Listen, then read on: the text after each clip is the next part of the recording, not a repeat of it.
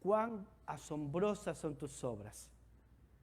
Cuán asombrosa fue la obra de Cristo. Cuán maravilloso y tan grande amor has dado por nosotros.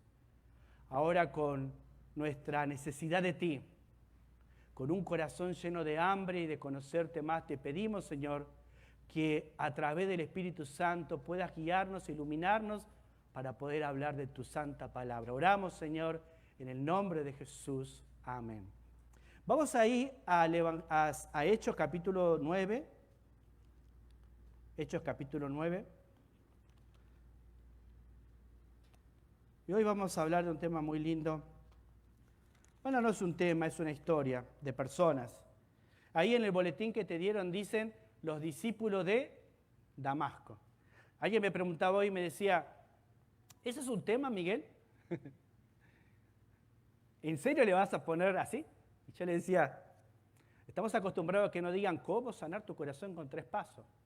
¿Qué hacer para resolver tus problemas en tu vida? ¿Cómo Dios te bendice? Estamos todo el tiempo, recibiendo cosas a veces que tienen que ver más con mi necesidad y no con la gloria de Dios. Y nosotros necesitamos aprender acerca de la gloria de Dios, la gloria de Cristo y la gloria del Espíritu Santo. La Santísima Trinidad. Al ver esta historia vamos a ver que el apóstol Pablo se va a tener que enfrentar después de convertirse en enfatizar que Jesús es el Cristo, el Hijo de Dios. Y por esa causa deciden apedrearlo. Entonces hoy vamos a hablar de los discípulos de Damasco y cómo esos discípulos en aquel contexto de la iglesia del primer siglo, allá en Arabia, cómo ellos actuaron en base al llamado y la voluntad de Dios en su vida. Y cómo podemos tomar ese ejemplo para los discípulos que son del Lighthouse Latino Fellowship en la ciudad de Eniot, en el llamado y la voluntad de Dios para su vida. Vamos a ver cómo ellos respondieron cuando Dios los convocó a hacer algo que ni ellos sabían que iba a pasar. Y cómo nosotros reaccionamos en este tiempo, en esta dispensación, hoy en día, como sus discípulos del Lighthouse Latino Fellowship. ¿Sí? Quizás un mensaje más para la iglesia, pero siempre se puede abarcar para todo. ¿Cómo reaccionamos? Y yo quiero que me acompañes ahora a la historia de estos discípulos de Damasco, que solo se menciona el nombre de uno, pero no el de todos. Y eso es lo más interesante. No necesitamos saber sus nombres, necesitamos saber lo que ellos hicieron. ¿Sí?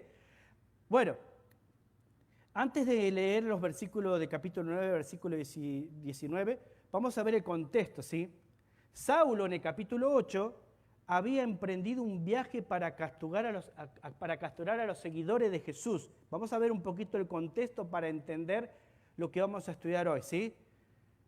Él había decidido ir hasta Damasco para capturar a todos los que creían en el nombre de Jesús, ¿sí?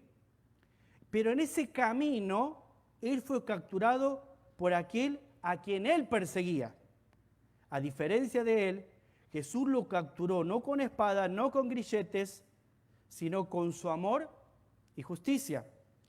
Saulo creció muy rápido en su fe, eso lo podemos ver todo en el capítulo 9. Luego de su conversión fue discipulado por aquellos que él perseguía. Aprendió que la vida cristiana a través de aquellos hermosos discípulos de Damasco. La Biblia nos declara que él enseguida predicaba la palabra de Dios y confundía a todos en aquella región. Las personas decían, ¿no es este que perseguía a los que creían en ese nombre? Ahora habla con denuedo de aquel a quien él perseguía. Entonces ese es el contexto, la conversión de Pablo, ¿no? Y vamos a ver ahora en el versículo 19 de Hechos 9:19, ¿qué sucedió después? ¿Sí? Para no leer toda la historia, te narro el contexto. Versículo 19. Y dice, y habiendo tomado alimento, una vez que ya viene el discípulo Ananías y ora por él para que reciba el Espíritu Santo, dice, recobró fuerzas y estuvo Saulo por algunos días con los discípulos que estaba en Damasco. Verso 20. Enseguida predicaba ¿a quién? A Cristo en la sinagoga, diciendo que este era el Hijo de Dios. Y sabés las herejías que te sacan de este pasaje. ¿Viste? Pablo se esforzaba en decir, Jesús es el Cristo. Jesús es, en otras palabras, Dios. Es una sola persona en tres personas. Único Dios. Sí, no existe un Dios Jesús, Dios Hijo, Dios Espíritu. La Santísima Trinidad dice Dios es Padre, Dios es Hijo y Dios es Espíritu. ¿Sí? Ahora, mirá lo que dice esto. Lo que dice acá. ¿Dónde me quedé en el versículo? 20, gracias. 21. Y todos los que oían estaban atónitos y decían, ¿no es este que asolaba en Jerusalén a los que invocan este nombre? Y a eso vino acá, para llevarlos presos ante los principales sacerdotes.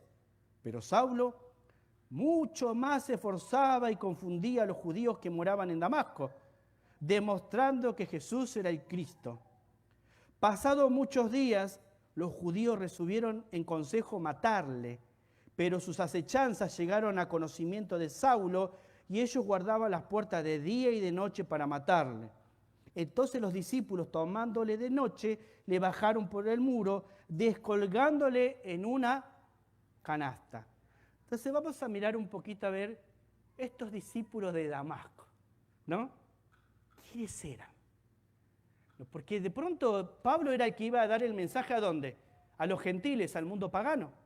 De Jerusalén, él era el enviado para salir hacia afuera. Pedro era la persona que estaba encargada de trabajar en su pueblo judío. ¿Y cómo escucharon el Evangelio ellos? Vamos a buscar un poquito de información en la palabra de Dios. ¿Cuándo se convirtieron los discípulos de Damasco al cristianismo? Hechos 2.5. Si me acompañás ahí atrásito nomás. Hechos 2.5. A veces si escucho sonar las hojas es porque me están siguiendo. Es hermoso cuando las hojas hacen chac, chac, chac. Ahí se sienta, ahí está. Hechos 2.5 dice, moraban entonces en Jerusalén judíos, varones piadosos de todas las naciones bajo el cielo. O sea, cuando Pedro predica la palabra de Dios, dice, estaban en Jerusalén, o sea, todas las naciones del cielo, estás hablando de todos los estados o países de alrededor. Recordad que estamos hablando de la época donde el Imperio Romano ejercía el poder absoluto. Y cada provincia era un estado o una provincia romana. ¿Sí? Damasco pertenecía a Roma. Entonces, ahí podemos ver, potencialmente podemos decir, bueno, quizás en la predicación de Pedro se convirtieron miles de personas y quizás ahí ellos estaban ahí, se convirtieron y volvieron a Damasco. Pero también tenemos otra información en Hechos capítulo 8, versículo 4. Después de que empieza la gran persecución impulsada por Saulo, por Pablo, el que estamos estudiando, dice, pero los que le fueron esparcidos iban por todas partes anunciando ¿qué? El Evangelio. O sea, en esa persecución de pronto cada uno estaba en sus casas, había un gran avivamiento, Saulo llama al consejo para seguir a los cristianos, que es lo que habla el capítulo 8, hasta los confines de la tierra, y él dice que pidió carta para ir hasta Damasco también, para poder meter preso a todos los que querían en su nombre. Y la gente que iba por todos lados, esa gente que vinieron de todo lugar, iban esparcidos. ¿Sí? Es como que se tiró la semilla, el viento sopló y los creyentes fueron esparcidos por todos lados. Se fueron sin ropa, sin sus autos, iba a decir, sin sus bienes. ¿Por qué? Porque los venían a matar. Venían los soldados romanos a matarlos en nombre del emperador. Entonces eran personas que estaban pasando gran tribulación. Las personas estas las describe Santiago lo que estaban sufriendo. Si querés saber un poquito y profundizar qué estaban sufriendo estas personas, lee todo el libro de Santiago con esta parte del capítulo 8 y vas a entender qué quiere decir Santiago y por qué habla lo que habla Santiago en cuanto a las pruebas. Y dice que iban por todos lados, ¿qué cosa haciendo? Anunciando o predicando el Evangelio. Entonces, podemos creer o podemos sacar una deducción de que ellos se convirtieron ¿en dónde? En ese momento. Conocieron a Cristo, ¿no? Y después volvieron a Damasco y ahí empezaron ellos a crecer, a estudiar y a practicar, y tenemos un líder como Ananías, que dice el capítulo 9, que fue el que oró por Pablo para que él reciba la vista. Entonces, de eso podemos deducir cuándo se convirtieron ellos. Vos seguime, porque esta información es para poder llegar a una aplicación muy profunda en esta tarde. Segundo, ¿cómo influenciaron en la vida de Pablo? ¿Sí? ¿Cómo influenciaron en la vida de Pablo? Mirá lo que vamos otra vez al capítulo 9, y en el versículo 20 al 22, 19 al 20, Recién leíamos que una vez que Pablo tomó alimento, dice, recobró fuerza y Saulo estuvo por algunos días con los discípulos. Una vez que el hombre que estaba echado por la culpa, porque él era un asesino, él había matado personas que creían en Cristo. De los pecadores, Pablo dice, era el más peor de todos. Y la misericordia y gracia cayó sobre la vida de él. Es impresionante lo que Dios puede hacer con cualquier persona. Escogido es para que anuncie mi nombre a las naciones, le va a decir Ananías en los versículos anteriores. Ahora, una vez que él recobra fuerza, come, está algunos días con los discípulos, dice. ¿Los discípulos de dónde? De Damasco, que se convirtieron seguramente en la persecución o la predicación de Pedro en Hechos capítulo 2. Entonces esos discípulos muestran un crecimiento grande. Y esos fueron de bendición en la vida de Pablo, influenciaron en la vida de Pablo. ¿Qué fue lo primero que hicieron ellos? Primero, lo aceptaron como hermano en Cristo, venciendo sus prejuicios.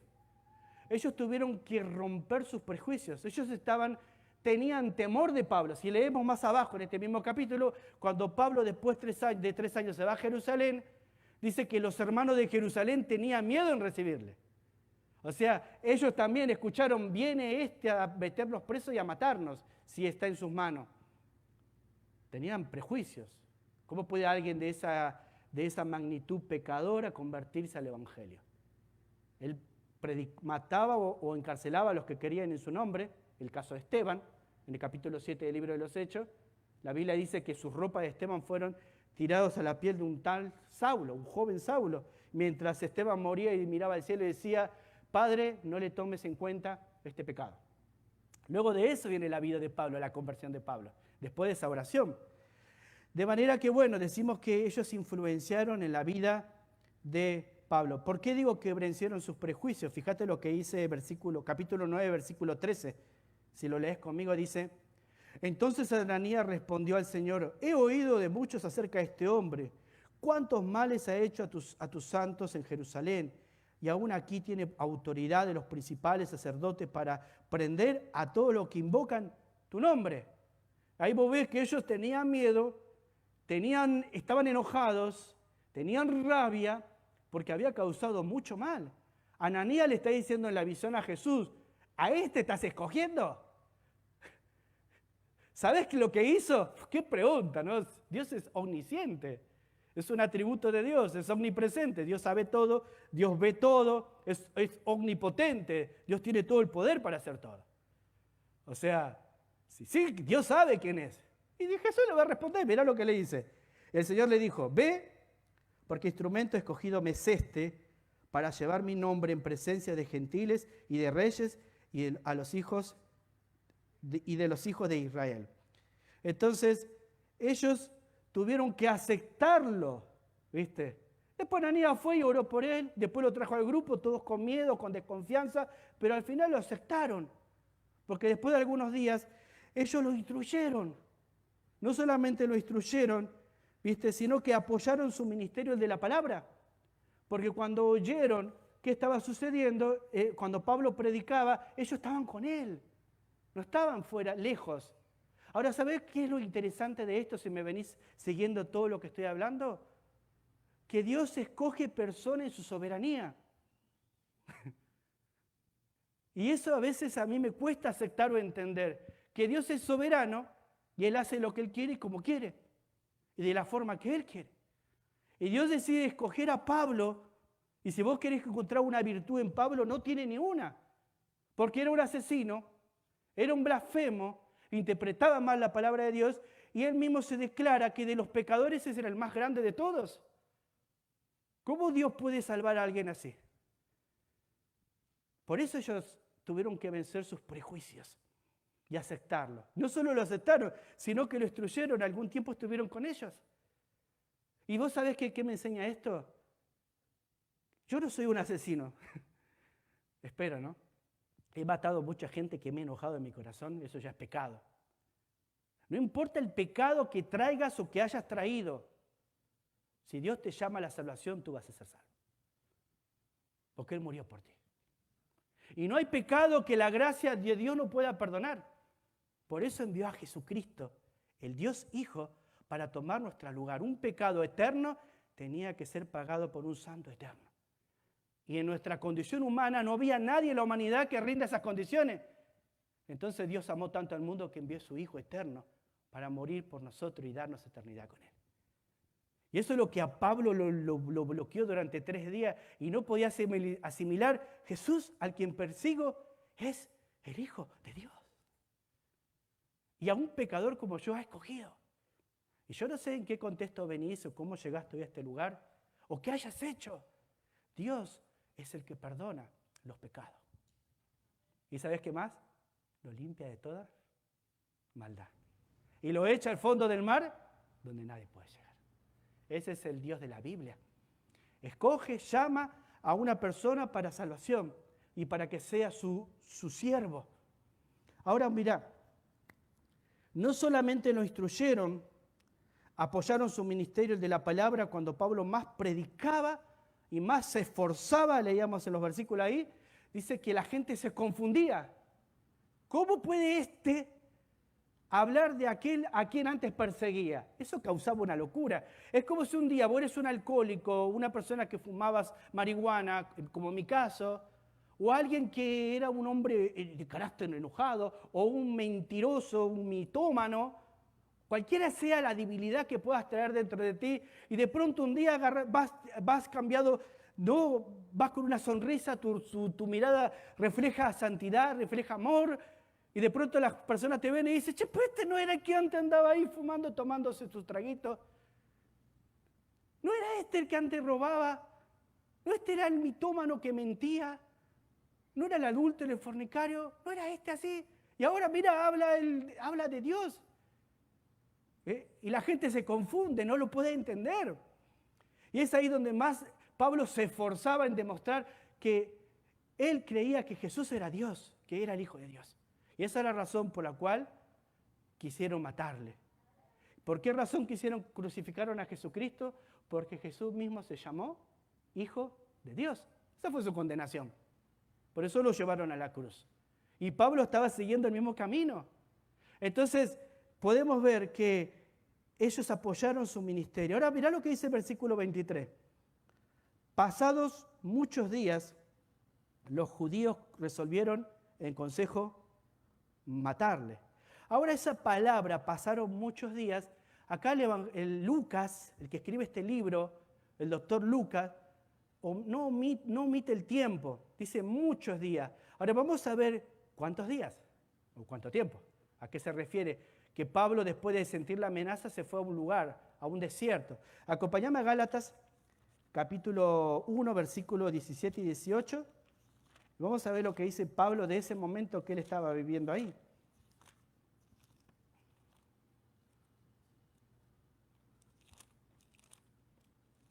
Gálatas, dice, versículo 17, 1:17.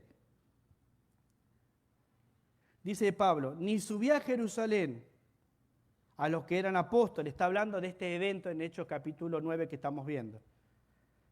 Ni subí a Jerusalén a los que eran apóstoles antes que yo, sino que fui ¿a dónde? A Arabia, y volví de nuevo a Damasco. Después pasados, ¿cuánto? 3 años subí a Jerusalén para ver a Pedro y permanecer con él 15 días. Entonces acá la Biblia nos revela el tiempo, no lo estamos inventando. Por eso yo te digo, si yo le pongo un título, Dios te ama, entrega tu corazón, vas a venir, ¿viste? Dios te sana, vas a venir. Pero cuando te pongo los discípulos de Damasco, hay que estudiar. ¿Qué nos quieren enseñar ellos? ¿Qué es lo que Dios quiere decirnos? Entonces la Biblia revela por medio de su palabra que fueron 3 años. Esa expresión en Hechos capítulo 9, volvamos ahora, nos deja algo muy bonito que vamos a mirar. ¿Qué quiere decir ahí? Pasado muchos días, o sea, 3 años. Pablo se fue al desierto, luego de escuchar esa amenaza. ¿A qué fue al desierto? Recordad que recién era convertido. Y ya predicaba y dejaba a todos atónitos. Hasta sus mismos acompañantes del ejército estaban así como, ¿y este qué le pasó? Nos llevaba a apresarlo y ahora habla del Dios que quería apresar como el Dios verdadero, a Jesús. ¿Sabe a qué fue? Mira, hay 3 cosas que él fue a hacer al desierto. Primero fue a estudiar la palabra de Dios. ¿Sí? Él no iba a ir a Jerusalén a ver a Pedro, que estaba instruido a los pies de Jesús, sin conocer la palabra de Dios. Él era un conocedor erudito de la palabra de Dios, preparado a los pies de Gamaliel, pero había cosas que no entendía. Había cosas que todavía no podía relacionar en esa famosa correspondencia del Antiguo Testamento con el Nuevo Testamento. Había correspondencia que todavía no podía terminar de cuadrar. Sí, ¿por qué Dios dijo esto acá y ahora dice esto acá? Como uno. Entonces él tuvo que ir a ese lugar antes de salir a la misión. Se fue al desierto. ¿A qué? A estudiar la palabra de Dios. ¿Qué más fue a hacer ahí? A meditar lo que estaba estudiando, eso que iba uniendo, las profecías, los eventos que estaban viniendo y lo que se iba a venir. No solo meditaba, sino que también estaba orando. 3 años estudiando, meditando y orando la palabra de Dios, porque Dios lo había escogido para hacer una obra y él iba a empezar el evangelio a las naciones, al mundo gentil. Y eso que cuando leemos en los versículos anteriores, dice que Pablo estaba, después de que recibió el Espíritu Santo, estaba lleno del Espíritu Santo. Y las escamas de sus ojos caían y podía ver. O sea, ¿sabes lo que me enseña esto? No importa cuán lleno creas que estés del Espíritu Santo. Si no estudias la Biblia, no podés enfrentar los problemas que la vida va a traer. Si no meditas en la palabra que estás estudiando, no vas a comprender el plan de Dios para tu vida. Y si no orás, ¿cómo vas a soportar las adversidades de la vida? Y Pablo nos enseña que se apartó 3 años antes de empezar el gran desafío que tenía de Dios para su vida. Yo en el 2005, 2004 sentí un llamado en mi corazón para hacer la obra de Dios en mi iglesia y de ahí salir a donde Dios me lleve. Pero todavía no estaba preparado. Sabía, conocía, tenía muchas cosas por todo lado, había confusión en mi mente, pero igual yo iba y hablaba de Dios, predicaba de Dios, la gente se juntaba. Y mi pastor siempre me decía, anda, vamos acá, me llevaba para todo lado. Y un día ya creí que yo ya sabía. Y don Clemente Franco, el anciano de mi iglesia, agarra y me dice, vos no sabés nada. Vos sos un vago. Hacés lo que podés con lo poquito que sabés. Pero si estudiases, si meditases, si tuvieses una vida de apasionada adoración, Dios haría grandes cosas contigo. Y ni siquiera para ti, sino para la gloria de Él mismo. En ese momento me enojé tanto, pero cuando estaba en mi cama orando al Señor, me di cuenta de que ese poco conocimiento que tenía me hizo creer que yo ya estaba preparado para entender todo. Y no estaba preparado. Y aún hoy en día, a punto de terminar una maestría, no me siento preparado. Por lo cual en el 2006, después de vender todo, regalar todo, me fui a estudiar al Instituto Bíblico Palabra de Vida por 4 años de internet. No solo eso, me quedé el 5.º año para ser misionero. Ahí conocí a mi esposa Jenny cuando ella terminaba su 3er año. Y cuando salí de ahí creí que sabía todo, pero cuando llego a Estados Unidos veo las multiculturas, me doy cuenta que no sé nada. Y en el camino dije, me falta saber más.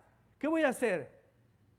¿Voy a perder tiempo mirando películas, mirando esto, mirando aquello? ¿O voy a meditar, voy a inundarme, voy a aprender y voy a orar? Porque cuando Dios me llame para hacer algo, tengo que confiar que Él me va a sostener.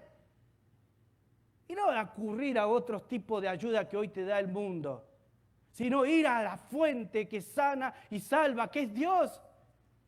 Y durante tantos años sirviendo, por más que alguno me dice, che, Miguel, ¿no te cansás de estar con 3 o 4? Si es la obra de Dios, no es mi obra. Si es su palabra, no es mi palabra. Si es lo que Él quiere hacer, no es lo que yo quiero hacer. ¿Cómo me voy a cansar? ¿Lo viste el apóstol Pablo ahí en Hechos capítulo 4? Perdón, 2 Timoteo capítulo 4. Todos me han desamparado, ninguno está conmigo.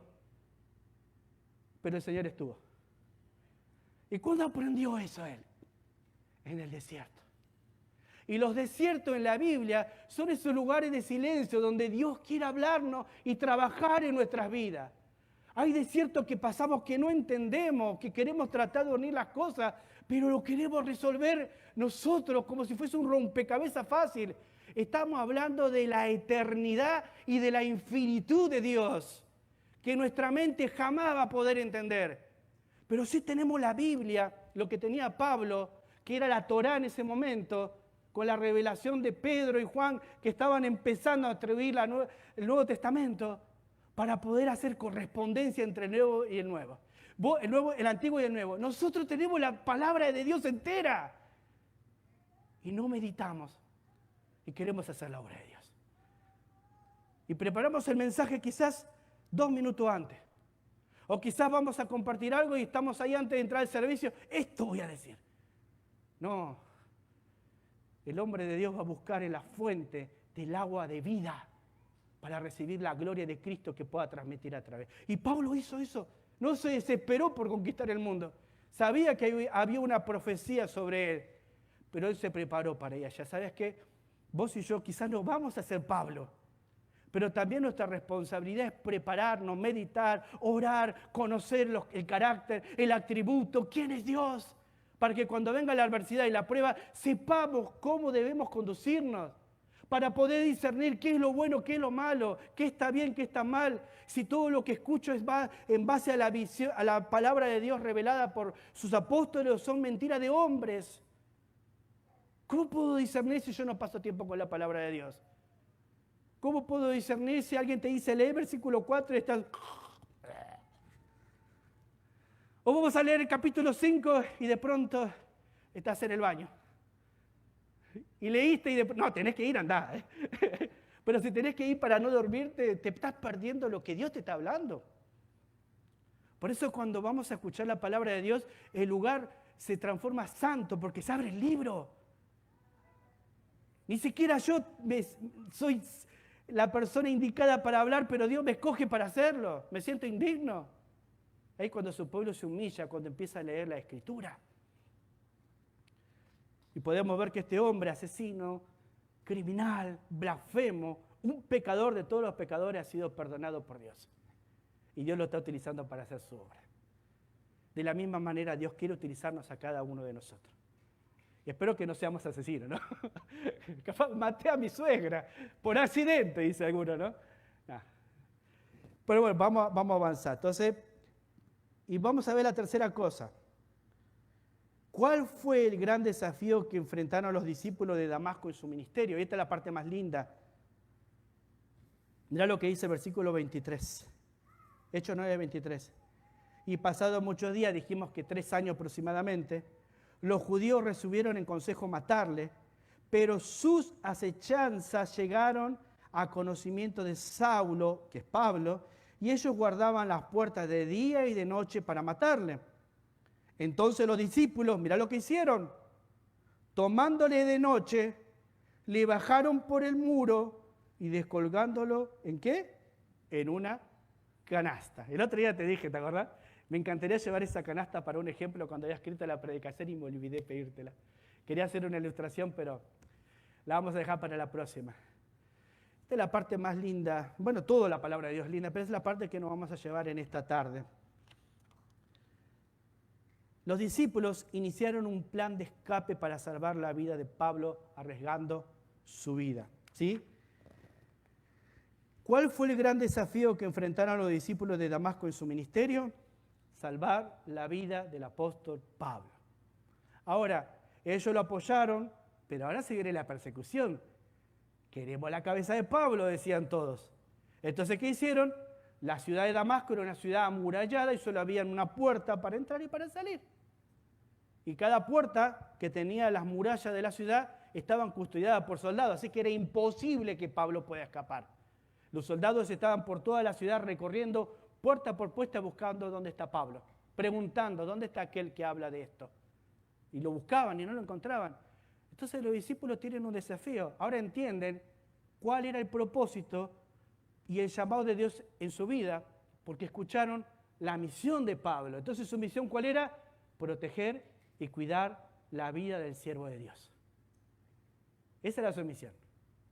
Y estaban felices con eso, Eran parte de la gran obra de Dios en la humanidad. Si ellos no hubiesen tomado acción, el Evangelio no hubiese llegado a nosotros. Las epístolas no se hubiesen escrito. Pero ellos hicieron la voluntad de Dios a pesar de que corría riesgo su vida. Entonces, ¿qué hicieron? Iniciaron un plan de escape para salvar la vida de Pablo arriesgando sus vidas. Vieron la necesidad, pensaron en una solución y luego tomaron la iniciativa de hacerlo. Ellos vieron que había un problema, ¿sí? No solo vieron, sino pensaron. Esto lo quiero que lo piense bien porque ahora vamos a hacer una ilustración de eso. Lo pensaron, lo vieron, lo pensaron y no solo se quedaron con el pensamiento, sino que actuaron, tomaron la iniciativa. Vamos a hacerlo, aunque nos cueste. Entonces fueron y hicieron un agujero en la pared y agarraron esas canastas, no era una canasta chica, imagínate Pablo, un hombre grande, meter en una canasta. Esa canasta se metía el heno, se metían las cosas para dar de comer a los animales o subir y bajar cosas que el pueblo hacía, que bajaba y subía constantemente. Pero hacen un agujero. ¿Te imaginas golpear esas rocas gigantes para ese muro ahí? Era peligroso. Pensaron, tomaron la iniciativa y lo llevaron a la práctica, lo hicieron. Y utilizaron las 3 herramientas para salvar la vida de Pablo. ¿Cuáles eran? La canasta, donde va a ir Pablo, la soga con que se tenía que sostener la canasta y por último, ¿qué hacía falta ahí? Está la canasta, pensaron, está una canasta, entra el gordo ahí, entra. ¿Hay una soga que soporta al gordito? Sí, la ataron la soga, ahora está faltando algo. ¿Quién? Las personas. ¿Quién va a sostener la canasta? Entonces no vaya a ser que mandemos al flaquito del grupo y ¡pum! Se muera Pablo de esa altura. Entonces, una canasta, una soga ahí, personas. ¿Qué simboliza la canasta? La canasta era el medio por el cual Pablo iba a escapar. O sea, hasta ese momento la canasta era solamente para subir comida para los animales. Ahora es el medio ¿para qué? Para salvar la vida al hombre de Dios. La canasta nunca se imaginó que iba a ser útil en algún momento para la obra de Dios. Pero alguien hizo la canasta. Y en ese momento esa canasta que alguien hizo estaba siendo utilizada por Dios mismo para salvar la vida del hombre de Dios. Amén. También necesitaba una soga. Era necesaria para bajar la canasta, pero ninguna de estas 2 herramientas hubiese sido eficaz sin personas. La canasta, la soga, hacía falta personas. Las personas sostuvieron la soga para que la canasta llegue bien a su destino, y su destino que era salvar la vida de Pablo. Entonces yo pensaba en esto, una canasta, una soga y personas. En el momento donde el apóstol estaba rodeado por el enemigo, donde lo atacó de todas las formas y le querían quitar la vida. Necesitaba de gente que esté con ellos. Necesitaba de gente que los anime, que los apoye, gente que los estimulen, gente que no los suelten. ¿Te imaginas que alguno diga, pero vos mataste a mi tío, el de Jerusalén, ahora sí me vengo, lo larga? Pero vos metiste preso a uno de mis parientes, lo larga. Lo dijimos que los discípulos, ¿qué hicieron en el primer punto? Los discípulos tuvieron que romper sus prejuicios. ¿Ves? Porque por ahí quizás lo largaban a Pablo en ese momento. Lo cual Pablo habla en 1 Timoteo capítulo de un tal Hermógenes, y fijélo que lo abandonaron cuando más lo necesitaba. Estos no son como ellos. La iglesia todavía necesita de hombres como habíamos dicho, Onicéforos, ¿se acuerdan? Hombres que tengan la voluntad de no solo ver, sino hacer. Y los discípulos vieron, pensaron e iniciaron el escape de Pablo. Personas son necesarias para sostener a muchas personas que están tambaleando en sus vidas. A veces nos toca sostener la canasta a alguien. Por eso quería hablarte de los discípulos de Damasco. Ellos en el momento más importante en la historia sostuvieron la vida de Pablo. Y utilizaron lo que tenían en la mano, una canasta, una soga. Pero no solamente utilizaron lo que tenían, sino que ellos ofrecieron voluntariamente sus cuerpos para ayudar y arriesgando su vida para salvar la vida del hombre de Dios. ¿Ves? ¿Y cuántas personas hay a nuestro alrededor que necesitan que en algún momento tú las sostengas? ¿Cuántas personas caen, fracasan? ¿Cuántas personas se equivocan como hijos de Dios y estamos ahí nosotros, te equivocaste por 3ª vez, ya moriste una vez, le soltamos la mano? Cuando esa persona se arrepiente y pide perdón. Ahí es donde tenemos que romper los prejuicios y amarlos como decimos que amamos a Dios. Perdonar como decimos. Si yo conozco uno de los atributos más grandes de Dios, que es su amor. Y conozco otro de los atributos más grandes de Dios, que es el perdón o su justicia. Y no amo, y no perdono, y no soy justo, si no soy injusto, entonces ¿de qué me sirve conocer a Dios? ¿Entiende la idea? Si yo digo que Dios es justo y vivo con injusticia y soy injusto con las demás personas, ¿de qué me sirve ese conocimiento de esa justicia santa y eterna de Dios? ¿Para qué lo conozco? Y como hijo de Dios, cada cosa que voy descubriendo de mi Dios tiene que afectar mi forma de vivir y mi forma de pensar. Y llevarme a mover en acciones. Veo la necesidad de una hermana, de un hermano, de una familia. Y yo tengo los medios y miro y digo, yo tengo una canasta en casa. Quizá la canasta que tenés en tu casa es un pedazo de pan o 1 kilo de azúcar. Quizá la canasta que tenés en tu casa es ayudarla a conseguir un trabajo, recomendarle a alguien. ¿Cuántas veces nosotros ignoramos eso? Lo vemos, lo pensamos, pero no tomamos acción. Miramos, dijimos, si pudiese hacer, bueno, otro lo hará. Pero no tomamos la iniciativa de hacerlo. ¿Nunca te pasó eso? A mí me pasó muchas veces. Muchas veces me pasó eso. Y cada vez que veo la palabra de Dios, quién es Dios y lo que me lleva a mí a hacer, me lleva a mí a decir, bueno, yo digo que Dios es amor, debo amar como Él ama, punto. ¿Se merece ser amado? No sé. ¿Se merece ser perdonado? No sé. Dios dice que debo perdonar, Dios dice que debo amar. ¿Amén? Y realmente cuando nosotros entendemos esto, mira lo que dice el Salmo 94, 18. Salmo 94, 18. No bien decía, dice el salmista, Salmo 94, 18. No bien decía, mis pies resbalaban cuando ya tu amor, Señor, venía en mi ayuda. Una vez más lo voy a leer. Salmo 94, 18. No bien decía, mis pies resbalaban cuando ya tu amor, Señor, venía en mi ayuda. Es como que esto me pasaba mucho con mi Benjamín, se salta por todo lado y a veces me da miedo que caiga en el lugar equivocado, ¿no? Si tenés hijos sabés de lo que te hablo. De pronto un día estábamos con mi esposa ¿dónde era? En Florida. Estábamos en una casa de pastoral que nos dan para poder vacacionar a los pastores. Y de pronto en la pileta, en la piscina, había una cosa alta donde se bajaban en una slide, creo que se dice, slide, ¿sí? Esa donde se ruedan los chicos así, bajan, y mi hijito más chiquito se va a la punta y grita, en inglés lo dice, yo no entendía, porque estaba lejos, y dice, voy a hacer algo impresionante. Decía mi esposa, ¿qué dice? No lo entiendo bien, está lejos. Me dice que va a hacer algo épico. ¿Qué? Va a hacer algo épico. ¿Qué? ¿Quiere saltar de allá arriba acá? No sabe la adrenalina que me vino, agarré, me salté, me fui corriendo, no. Y llegué así, y lo iba a hacer, le agarré la patita. Te vas a lastimar, no lo hagas. Y lo abracé y lo senté y le hablé durante media hora, que no todo lo que se ve en la tele se tiene que hacer. ¿Qué ven nuestros hijos? ¿Qué están viendo? Y en ese momento le abracé, oré con él, nos sentamos ahí, él me abrazó, papá, te prometo, nunca más voy a hacer cosas épicas sin que vos sepas, me dice. Por favor, cada cosa que quieras hacer, confía en mí. La que puedes te dejo y la que no, ¿ok? Y nos dimos la mano, y cuando yo pienso en Dios, ¿no? Cuando mis pies se están por resbalar, Él acude a ayudarme. No me va a dejar que me caiga. Cuando confiamos en Él. Cuando conocemos quién es Dios. Cuando entendemos la soberanía de Dios sobre nosotros. Cuando aceptamos su amor y su justicia.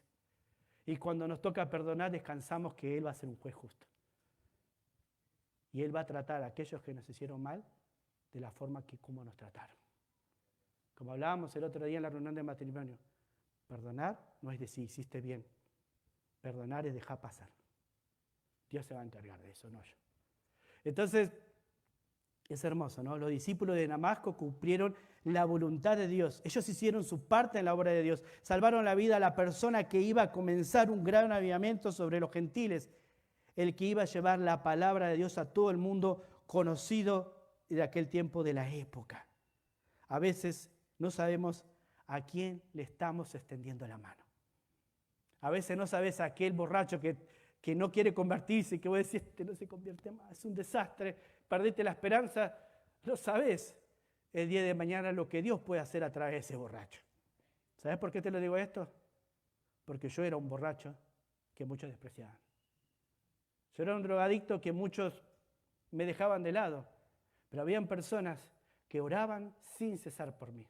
Tías que tenían sus rodillas marcadas, me acuerdo de mi tía Flor, mi tía Vilma, mi prima Justina, gente, el anciano de la iglesia, todo orando ahí para que un día este cabezón cambie. Hasta que un día llegó el día. A los 22 años me di cuenta, ¿qué estoy haciendo con mi vida? Estoy matando a mi mamá, a mi papá, a mis hermanos, solo por la amargura que había en mi corazón. No le voy a repetir lo que dije en la reunión de matrimonio, pero siempre recuerdo ¿voy a permitir que eso que me pasó dañe en mi presente o lo voy a dejar ahí para que yo sea sano y siga viviendo feliz? Si pudiese volver a mis 7, 8 años, le diría a Miguelito, Miguelito, ¿se acuerda cómo le dije? ¿Sabes qué? Cuando tengas 40, 33 años vas a conocer una gringa, todo dar. Vas a tener una casa de 2 pisos. No vas a vivir más en esa cajita de manzana. ¿Sabes qué, Miguel? Vas a tener 2 hijos, hermosos, guapos, y nunca van a sufrir lo que vos sufriste. ¿Sabes qué, Miguel? Confía, tarde o temprano, eso que estás viviendo va a cambiar. Yo le diría eso, como le dije en la reunión de matrimonio, a Miguelito a los 8 años. Porque hoy a los 43 años, que los cumplí hace unos días, hace 2 días, puedo ver que la obra de Dios es grande. Y que a pesar que hay cosas que no veo en el rompecabezas de la vida, Dios lo va poniendo en el tiempo cada cosa en su lugar. Pero para poder ver lo que Dios está proyectando en ti, tenemos que ponernos a cuenta con Él. Tenemos que decir, tú eres el soberano. Yo no entiendo nada. Hay cosas que no las comprendo, pero sé que tú eres el único que eres capaz de sanar y salvarme. Si tú crees en eso, díselo al Señor con todo tu corazón. Dios, sálvame. Dios, sáname. Tenía un versículo para terminar, Gálatas 6, 9, 10, dice así. Gálatas capítulo 6, versículo 9 al 10. Y con este versículo terminamos.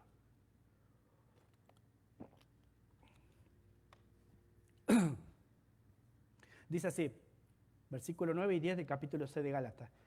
No nos cansemos de hacer el bien, porque a su debido tiempo cosecharemos si no nos damos por vencido, el NBI la que estoy leyendo. Por lo tanto, siempre que tengan la oportunidad, hagamos bien a todos y en especial a todos de la familia de la fe. Vamos a orar y terminamos. Padre Celestial, en esta tarde te damos tantas gracias, Señor. Gracias por tu palabra, Señor. Gracias porque hoy, Padre, podemos ver en aquellos discípulos cómo los utilizaste y cómo respondieron al llamado en el momento más difícil de sus vidas. Y hoy, Padre, nosotros acá en Lighthouse Latino Fellowship también tenemos, Padre, un llamado especial para cada uno de nosotros. Y quiero animarte en esta noche, que puedas descubrir el tuyo. Dile en tu corazón, Dios, a Dios. Dile, Dios, ¿a qué me has llamado? ¿Qué quieres hacer conmigo? ¿Cómo me quieres utilizar? Dile al Señor, aquí estoy, Señor. Quiero seguir el ejemplo de aquellos discípulos que te sirvieron y honraron y sirvieron al siervo de Dios. Sé que en algún lugar me vas a utilizar, tu obra es tan grande y los obreros son tan pocos. Quizás Dios te esté llamando a servir. Quizás es hora de que dejes de dar vuelta y te pongas, como dicen algunos, las pilas y hagas lo que debes hacer para tu Señor. Quizás sea el día donde dices, Señor, acá estoy, utilízame. Quiero que me utilices. No quiero más distracciones en mi vida que me roben la oportunidad de llevarte tu gloria. El mundo pasa y sus deseos, pero aquellos que hacen tu palabra y viven tu palabra van a permanecer para siempre. Queremos llevar tu gloria, Señor. Queremos ser portadores de tu gloria. No solo queremos cantarlo, no solo queremos alabarlo, no solo queremos levantar nuestras manos, nuestros pies para alabar con fuerza, sino queremos vivirlo en el diario vivir, en donde estamos, donde nos quieres servir, Señor, donde nos quieres utilizar para tu servicio. Queremos llevar tu gloria, Padre, a nuestra familia, a nuestros hijos, a nuestros vecinos. Queremos que te conozcan a ti, para eso debemos reflejar tu amor, tu justicia por medio de nosotros. Por eso, Padre, pongo a tus hijos acá a tus pies. Y te ruego, Dios, que tú les muestres a ellos por medio de tu palabra para qué los has llamado, Dios.